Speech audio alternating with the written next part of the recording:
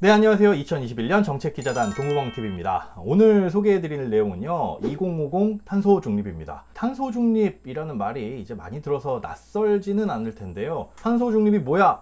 라고 물으신다면 사실은 뭐라고 해야 될지 딱히 떠오르지는 않으실 겁니다. 그래서 오늘은 이 2050 탄소 중립에 대한 내용들 알아보도록 하고요. 우리나라는 어떻게 준비하고 있는지, 또 개인이 일상생활에서 탄소 중립을 위해서 해야 될 일들은 뭐가 있는지, 또 그런 행동을 하게 되면 어떤 인센티브를 받는지 자세하게 알아보도록 하겠습니다. 네, 일단 탄소 중립이 뭐냐? 탄소 중립이란 건 우리가 이산화탄소 배출하는 그 배출량을 줄이는 것도 있지만요, 이 배출하게 된 이산화탄소를 다시 포집해서 그 양을 줄임으로써 결과적으로는 제로 상태로 만든다 라고 이해를 하시면 좋을 것 같습니다. 탄소 중립의 필요성은 다들 알고 계시다시피 이산화탄소 같은 이런 온실가스를 줄이지 않으면 우리 생존에도 굉장히 심각한 영향을 미치게 되죠.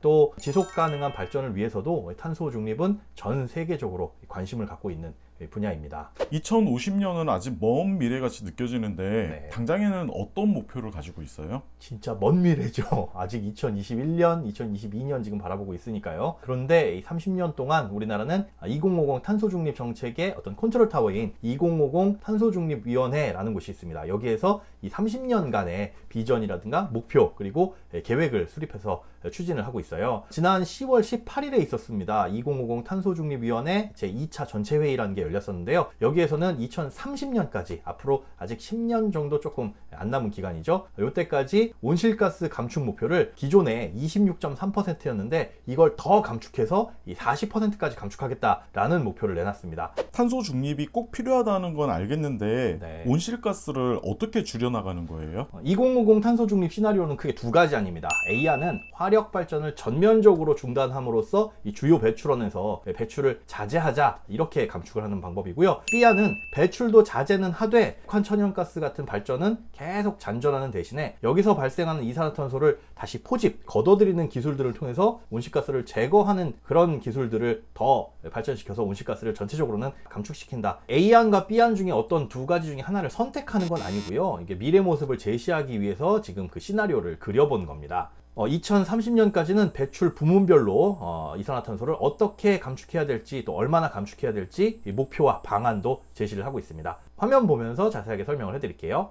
네, 배출 부문에서의 감축은 총 7가지 부문이 있는데요. 첫 번째는 이제 전환입니다. 우리가 유료 발전이나 석탄 발전을 좀 축소를 해서 2018년 배출량 대비 44.4%를 2030년까지 감축할 계획이고요. 네, 산업 부분에서는 2018년 대비 14.5%를 감축할 겁니다. 또 세 번째로는 이제 건물 관련된 부분인데요. 이 제로 에너지 건축이라든가 그린 리모델링을 통해서 2018년 대비 32.8%나 여기서 감축을 할 수가 있고요. 네, 운송, 수송 분야죠. 친환경차를 보급한다거나 바이오 디젤 혼합률을 상향하는 방법으로 2018년 배출량 대비 37.8%를 감축할 수가 있습니다. 또 이 농축수산 분야에서는 이 논물 관리 방식 개선이라든가 비료 사용을 저감, 또 저메탄 사료를 공급하는 걸 확대함으로써 2018년 대비 27.1%를 감축할 수 있고요.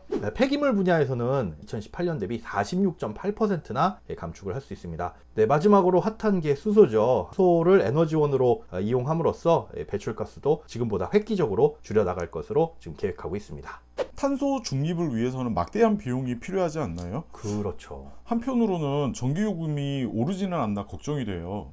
그렇게 걱정하시는 분들 많을 거예요. 그런데 앞으로 한 30년 조금 못 되는 기간이 남아 있잖아요. 그런데 그 기간 동안 기술의 발전이라든가 아니면 국내외 사회적인 여건, 환경도 빠르게 변화를 할 겁니다. 그래서 그 30년 안 되는 시간 동안 얼마의 돈이 필요할지, 얼마의 비용이 들어가는지는 정확히 예측을 하는 건 무리입니다. 하지만 막대한 비용이 든다고 해서 이게 생존보다 중요하지는 않겠죠. 전 세계가 관심을 가지고 새로운 패러다임을 세우고 감내를 해야 될 부분이기는 한데요. 탄소 중립을 추진하지 않는다라고 하더라도 여기서 발생하는 경제적인 피해는 더 클 것이라고 예측이 되고 있습니다. 또 비용 부담이 전기요금에 전가되는 거 아니냐, 이런 걱정들도 많이들 하시는데요. 반대로 재생에너지와 관련된 기술이 계속적으로 발전을 하고 있잖아요. 그러다 보면 이런 기술이 정착하고 좀 활발하게 이용될 경우에는 오히려 비용이 더 줄어들 수도 있다라는 전망도 같이 나오고 있습니다. 앞으로 전기 수요는 줄어들지 않을 텐데 그렇죠. 석탄 발전을 줄이게 되면 공급은 어떤 걸로 대체할 수 있어요? 네, 지금 핫한 게 사실 수소죠. 이 수소와 암모니아 발전을 상용화하는 걸 추진하고 있습니다. 있습니다. 이 암모니아 발전 같은 경우에는 2030년 그리고 수소는 2035년 상용화가 목표인데요.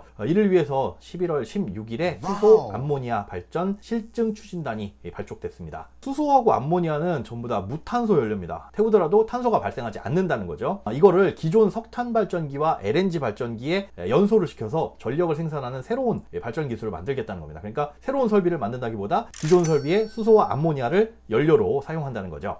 이런 건 이제 미국과 유럽에서도 이 신재생에너지하고 연계해서 암모니아를 생산하고 또 내연기관 연료로 활용할 수 있는 그런 기술 개발들을 현재 추진하고 있습니다. 우리가 생활 속에서 탄소 중립을 실천할 수 있는 것들은 혹시 있을까요? 네, 돈이 되는 방법이 있습니다. 환경도 아끼면서 돈도 벌 수 있는 방법이 있는데요. 이 친환경 생활을 통해서 탄소 절감에도 기여하고 그리고 돈도 벌 수 있는 방법, 바로 대표적인 게 그린카드입니다. 그린카드라는 거는 이 탄소 포인트제 그리고 녹색 소비 그리고 결제 금액에 따른 각종 포인트를 적립할 수 있는 카드인데요. 아마 여러분들 중에서도 쓰고 계신 분들 계실 겁니다. 대부분 신용카드라든가 이 체크카드의 형태로 발급이 되고요. 또 여기에 카드사별로 추가적인 혜택도 받을 수가 있습니다. 자, 하나하나 설명을 드려볼게요. 일단 탄소 포인트제라는 건요, 이 가정 에너지, 그러니까 전기나 수도, 가스 이런 거 사용할 때 우리가 그 사용 요금 내야 되잖아요. 이런 것들을 과거보다 얼마나 절감했느냐 이에 따라서 포인트를 적립을 해주는데요. 과거 2년 대비 10% 이상 감축을 한다 그러면 포인트가 지급됩니다. 에너지 아껴 쓰시려고 생각하시는 분들은 이 탄소 포인트제 이용하셔가지고 에너지도 아끼고 그렇게 사용량도 줄이고 사용량을 줄임으로써 또 추가적인 포인트도 여기서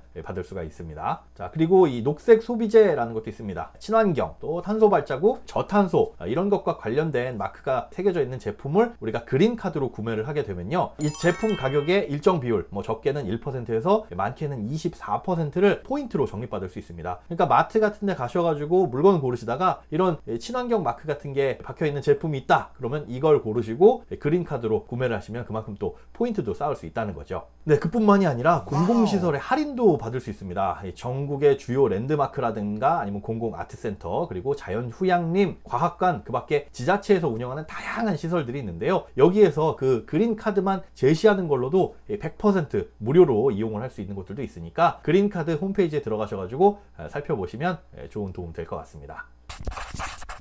네, 오늘은 2050 탄소 중립 정책에 대해서 알아봤는데요. 탄소 중립은 전 세계의 새로운 패러다임으로 대두되고 있는 만큼 2050 탄소 중립의 이 비전대로 탄소 경쟁력을 확보해 나가면서 선제적인 대응을 해 나간다면 우리나라의 새로운 성장 동력의 기회가 될 수 있을 것이라고 기대가 됩니다. 나란일 온 좋아요와 구독 잊지 마시고 꼭 부탁드리겠습니다. 감사합니다.